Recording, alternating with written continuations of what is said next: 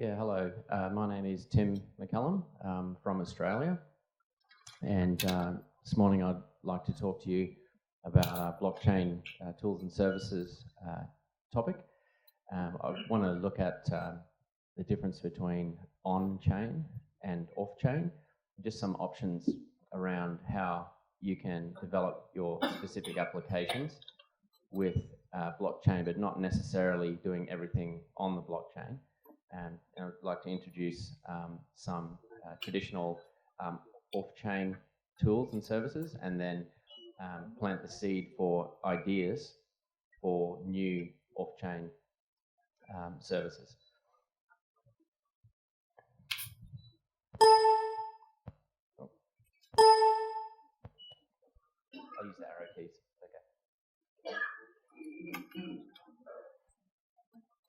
Okay, so just before I start, I'll just have an overview.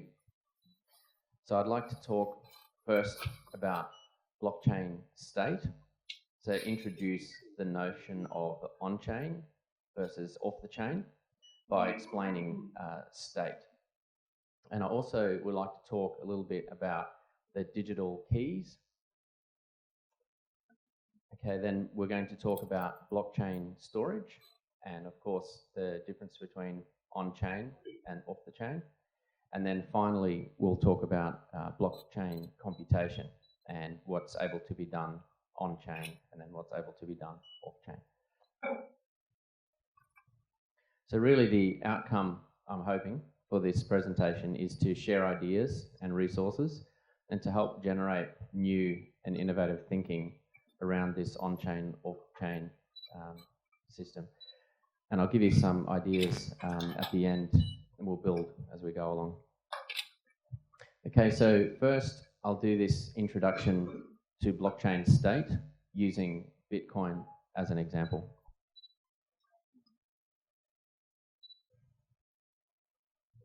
So Bitcoin is made up of unspent transaction outputs. And you'll see here that we've got two people, Bob and Alice.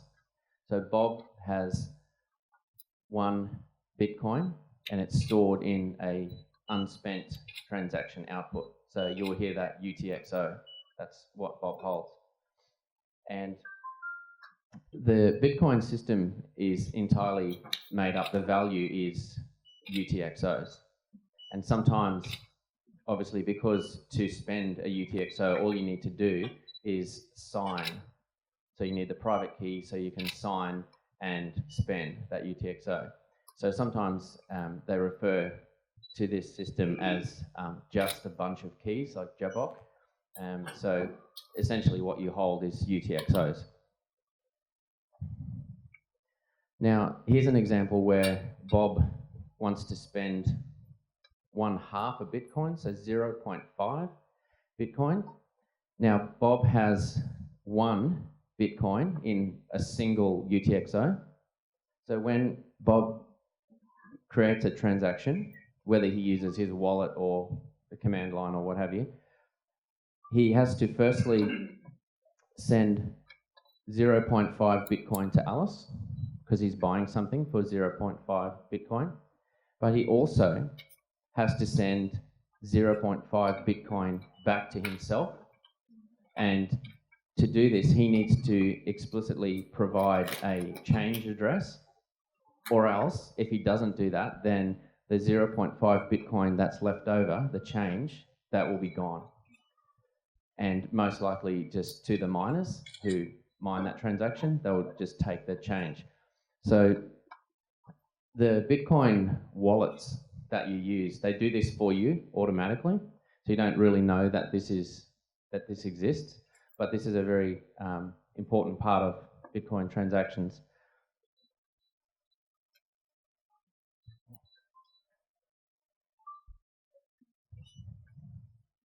So if Bob or Alice, say in their current situation, they have many UTXOs, let's say 4, and it just so happens that each UTXO is worth 0.5. How does Bob or Alice know what their account balance is? So if they go to their wallet, you can see the account balance because the wallet's actually doing that for you.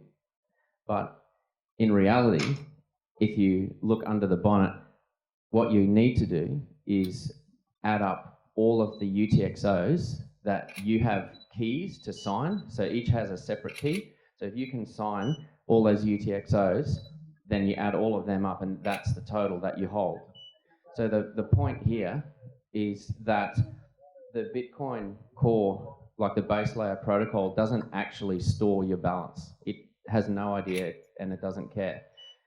The balance is something that's done at a higher level by additional software like a wallet. So here's another example.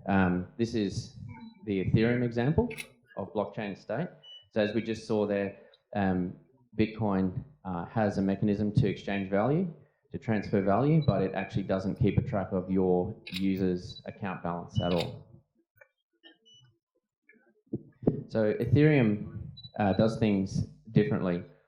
Ethereum has the blockchain, which is on the left there, and then all of this on the right here, this is all not actually on the blockchain.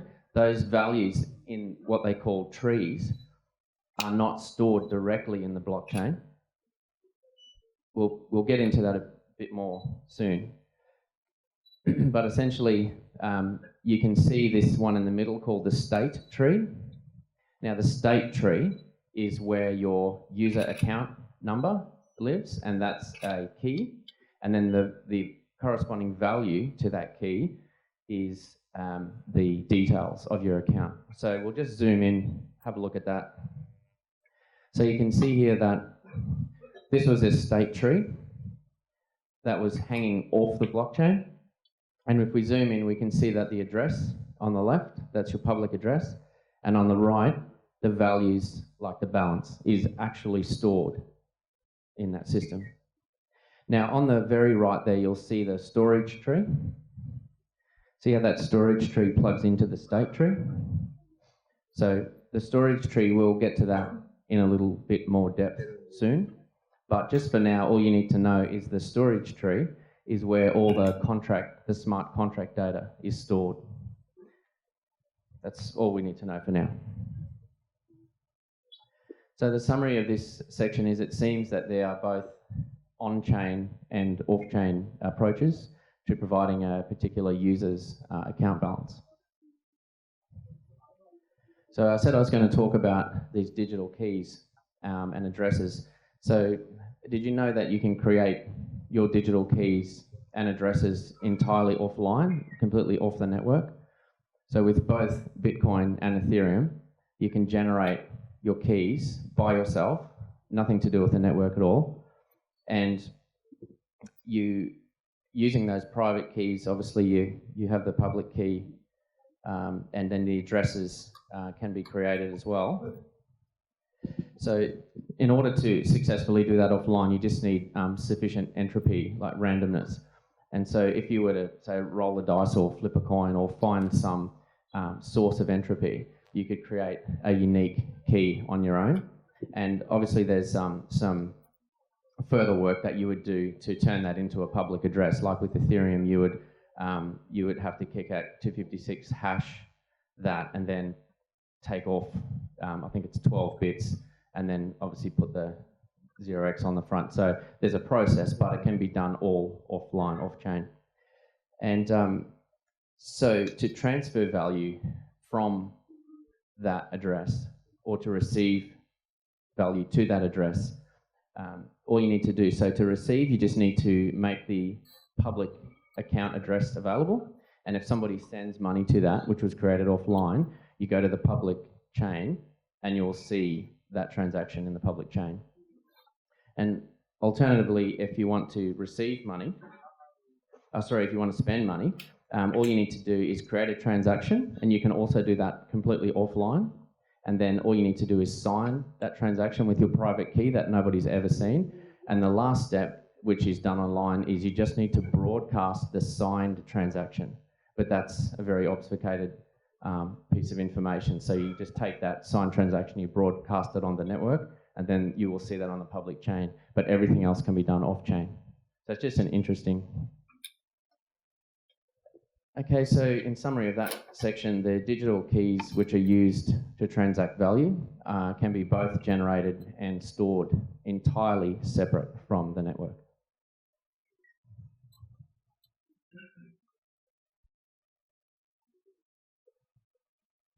So we'll talk about data storage, and we'll look at an Ethereum example now. So storage in Ethereum using smart contracts is extremely limited and it's very expensive. So I've got this quote here from the Solidity documentation. Says it's not possible to enumerate storage from within a contract, and it's comparatively costly to read. And then it goes on to say that it's even more costly to modify the storage. And also contracts cannot read or write to storage other than their own. So it's very limited and it's very expensive. I'm just going to show you some very basic code examples here about how you would do these things. So on the left-hand side, you'll see there that there's a constructor actually that will write to that tree we saw before. And how it does this is it has a state variable at the top, so it's hello message. And in the constructor there, you'll see that it just basically assigns, or it takes an argument in, which is a message when it's initialized, and then it will save that message into the state variable and store that in the tree. And on the right-hand side, you'll see the example of just returning the message to whoever calls that function. So if you, even from a wallet or from the command line or what have you, you'll see this method appear because it's public. And if you execute that message, obviously with no arguments, it will return for you the state variable, which you put in the first place. And there's, in Viper, this is a new programming language which is still very experimental. And the reason for Viper is because of all the issues and complexities with Solidity. So with inheritance and really powerful libraries, which was a good idea in object-oriented programming because of reusability and don't repeat yourself and all these principles which are really good classic object-oriented programming methodologies. It's very dangerous, as we have seen with smart contracts. So we've seen situations where a library which can, say, lock something away, you know, we've lost like $300 million from somebody executing a command which actually just made funds unavailable. So, you know, the code is so powerful, but with that power also becomes like a lot of risk and responsibility. So to understand Solidity entirely is extremely complicated. To write it is good. As a programmer, it makes a lot of sense. Oh, I can inherit this class, I can use this library, and I have all this previous work that's been done. So like with open source programming, you're finding these great sorting algorithms or what have you, and you just run the command. You don't have to rewrite all of this from scratch.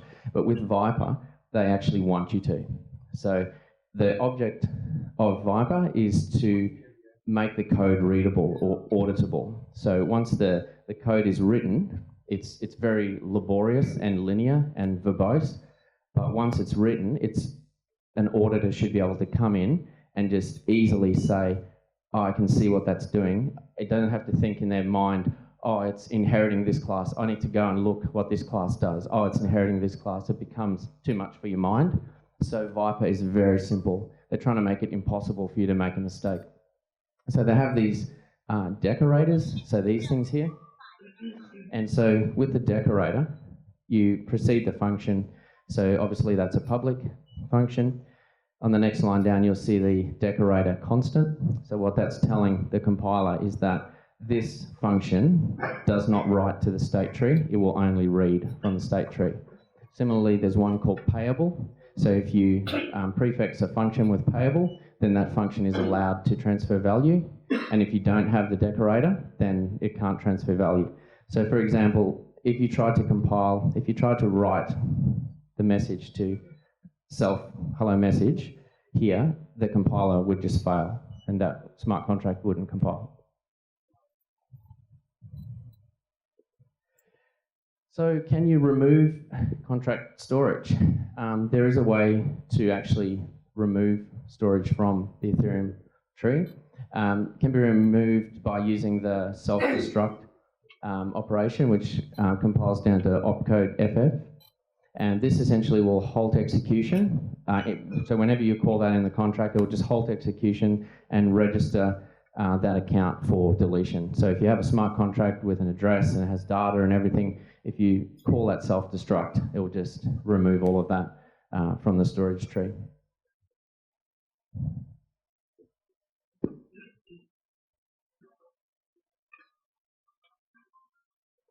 So yeah, remember we have talked about smart contracts having their own address space. So like a user account, smart contract also has the same address. And this has caused problems traditionally in Ethereum where you're able to not differentiate between a user's account address and a contract address. And so of course, if you, for example, send tokens to a contract address, then you just lose those funds. So that's an interesting part of this. So this storage tree here is where all of the smart contract data is stored. Now how these trees work is the entire tree is, there's a root node hash, which is, so every time the state's changed, like for each block, the root node hash, just that one value, is sent through to the next tree. So in this instance, all of this smart contract relating to this specific instance of this address is hashed, put into that storage root, and then that state tree is also hashed, and the root node of that goes into the blockchain. So all you'll see, if you look at a block explorer, and go to a particular block number and look at all the data, you'll see one value, which is the state root hash, and that value links you into this tree, and then that storage root value will link you into this tree, and that's how you traverse the data and the information inside. So it's obviously very different to Bitcoin, which is, as we showed before. So there's another way to write to Ethereum with data. So of course, firstly you can write to those trees. The other way to do this is to use the log events. Now, this is quite a different way to write data into the system. The good thing about the log events is the information that you write to the log is actually stored in the blockchain. So that's, of course, publicly available. And the way to access that is to go into the like Block Explorer, and you can find that there's a value in there which is essentially an indicator that the logs event has fired. And once you know that, you can then go through this path of looking into the logs and into the data in the transaction receipt, and you can actually read that. So a great example which I saw of using this is if you're waiting for confirmation of something to have happened in a smart contract, the programmer can write into the log file a particular flag that will show that this has succeeded or this has failed. And because that's on the public blockchain, you can have a third-party client like some sort of JavaScript or some sort of web-based program that can just scan particular addresses and particular information and look for that flag, that a confirmation of some event occurring. And then of course you can use systems like Twilio or whatever to actually fire off text messages. So maybe you're waiting for an order to be shipped or something, and so perhaps that could be a mechanism where you just get a text saying that this contract's being executed and it's being picked up or it's being delivered. So that's an interesting use of the logs, but they're permanent. So I'll just talk a little bit about writing information to the blockchain. So of course, as we've seen, it's very expensive and limited. And I'm just playing around with an idea, interested in on-chain storage compression using mappings. The reason for this is essentially that, I'll show you in a minute actually an example, but the basic idea, which a lot of these small text compression things use, is just to have keys. So in this case, like a 4-digit encoding starting at lowercase AA and ending at uppercase ZZ99, and that'll give you over 6 million unique permutations keys. And so in English, there's only about 500,000 words that are used. It's said that there's about 1 million. Some dictionaries only have around about 1 million, but if you really wanted to overestimate, you could say 4 million. There's plenty of keys to go around, so every word could be mapped to a very short key. So it's essentially just an encoding, decoding mechanism that could be used. So why on-chain storage compression? It's interesting, compression obviously works for large files, and you see this example here where you've got a small file. So say for instance you have like a buyer's name and address, something really small, and you just wanted to store that very small amount of data in like a log to fire off some trigger. If you try and compress that with anything traditional, it actually grows in size. So say my name and address, 75 bytes in a file. If I use tarbz or tar or zip, it actually becomes 200 or 188. So it's quite a lot bigger to use traditional normal file compression. So yes, in summary of this section, storing data on the base layer protocol is very costly and limited. This is an interesting space which is being advanced by software such as Swarm and the Interplanetary File System, and of course BitTorrent. And I've seen some combinations of these things used. So sometimes I've seen I forget the company, but they were doing, it was a washing machine with runs out of detergent, and it creates a smart contract, and it was this situation where it was sending off text messages and reordering more detergent, and it was using a whole combination of things like BitTorrent and Ethereum smart contracts, and it was very clever, but hasn't really come to fruition mainstream. This problem is not really solved yet, so it's an interesting space. I'm now mainly I'm interested in researching sharing data securely, safely, so not only just sending public data, but actually allowing two peers to exchange data and have that encrypted and decrypted, perhaps by a third party, but with the third party not knowing what the data is, so just between the two peers. So blockchain processing, on-chain and off-chain. So on-chain processing in Ethereum, essentially the code that you write in the smart contract is compiled down to bytecode. And from a computational point of view, the bytecode can only execute the Ethereum opcodes that are available, so like addition, subtraction, multiplication, etc. I've just got a few examples there of these opcodes. They're in the Ethereum yellow paper around page 28. There's a whole list of all the opcodes. Interestingly, each one of these opcodes has assigned a specific amount of gas. So like I think addition is like 3 gas and multiplication is 8. And so there's a predefined amount of gas that's required to execute that opcode. So what about other computation? There's far more complex computation that we need. And so just lately, Ethereum's release, which is the Metropolis release, was split into 2 different releases. So the first version, Byzantium, introduced some pre-compiled contracts for doing crypto processing. And so these contracts are not written in Solidity or Viper. These are released as part of the base layer protocol, so they're actually in the Ethereum virtual machine. They're baked in there when it ships. The pre-compiled contracts are written in the Go programming language.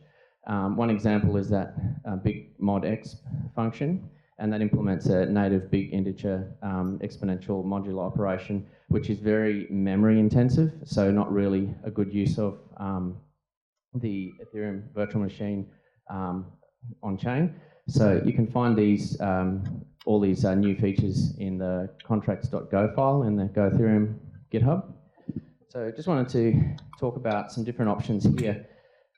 Essentially, you've got, as we saw then, you've got the opcodes, and that's the issues around changing opcodes is that there's limited slots and it's very permanent. So once you create a new opcode, it's fairly significant and it's something that's difficult to change, to come away from. So with we're doing some work here with CyberMiles. We're trying to rethink at that very low level how these things could work. So if you wanted to do like proxy re-encryption or some sort of distributed peer-to-peer sharing, then you're going to need more than just the standard opcodes to perform these crypto functions. And so Ethereum a while back had this idea of like a native contract, and so this gives the community an opportunity to create specialist computations that they can optimize for different implementations. But there's an issue with that, which boils down to denial of service attacks. Because if you give somebody the freedom to create something customized, then they can do something like they can create a trapdoor function, and then they can share that. So this is an attacker. They'll create a trapdoor function and share that with their friends. And then they're in a position where they have this exclusive ability to solve these computations quickly. And so because they're the only ones doing that, they can combined vote to lower the gas price. And then once they've done that, then they can create a denial of service attack on the network.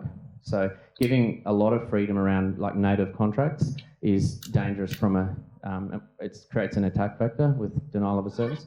So this is essentially why Ethereum moved to the pre-compiled contracts, because what they could do there is actually control what the pre-compiled contracts are, and they're very specific and they're very limited, and they have a set amount of gas. It's actually based on the input that you give the pre-compiled contract.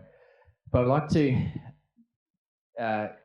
invite you to think outside the box here a little bit, because the way that the CyberMiles EVM is being created, for example, is it's actually free to use. So there's no gas charged. Then, of course, as we know, the reason why we use gas is to prevent attacks, and obviously with the Turing complete system to ensure that we don't choke up the network with contracts that say never end. But with the CyberMiles model, what they're looking at doing is having the gas free for legitimate use, and then having pattern matching, sort of like similar to email spam detection, where if you see malicious contracts or malicious activity, so for example, creating 2 accounts and just sending money back and forth just to spam the system, that would be easily detected, and that person is punished with very high gas fees. And so bad actors will be charged gas, and legitimate proper use is charged 0 gas. So this really opens up a lot of opportunities to actually even invite native contract creation, where individuals can actually create really powerful software to perform very specific functions. And so we'd like to invite you to check out the GitHub, the CyberMiles GitHub, and the Travis, the testnet, has launched, and there's a lot of activity in that space. So yeah, feel free to communicate and jump in and collaborate there. So in summary, one could have assumed at first that this world computer, this Turing complete decentralized ecosystem, could generate and compute and store everything on its own. But as we see here, there's a lot of big challenges and limitations with that. So I hope this talk's generated ideas about how blockchain can operate successfully, both on-chain and off-chain, using those different ideas. But now, like, redesigning and looking down deep into the EVM, maybe with clever spam detection and the elimination of denial of service and things like that, maybe we can actually think differently about how we perform computation at that low level, which will really open up blockchain for much better more powerful, optimized processing and transactions. Thank you.